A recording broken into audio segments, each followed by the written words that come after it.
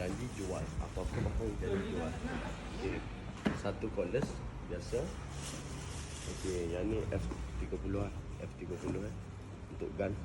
Okay, untuk kita stapler plywood kat belakang. Okay. Yang ni pun sama. 1022J.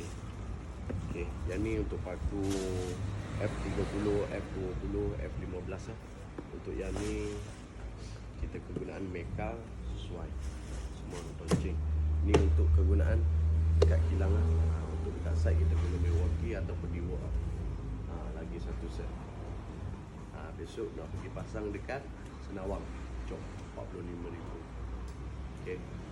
Buat apa sikit lah. Jangan kedekut sangat. Okay. Dapat terus beli upgrade.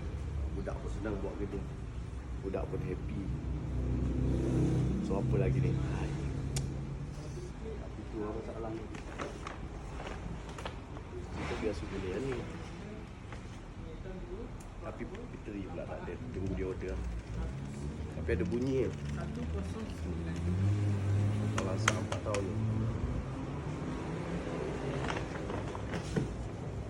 Sekejap lagi kita nak cari water level. Water level.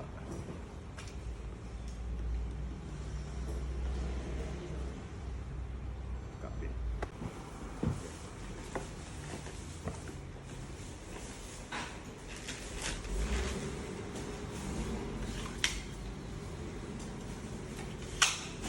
Ini berapa tahun? Kalau yang drill ni semua 3 bulan. 3 bulan lah. Ya. Yang ni 1 tahun.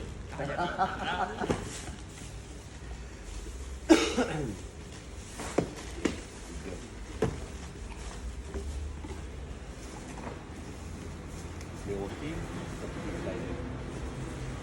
Milwaukee dekat jalan apa yang dia ni? Bilai Milwaukee ni. Yang brand Milwaukee. Harga. Dekat jalan dia apa? Tak, jangan ada brand.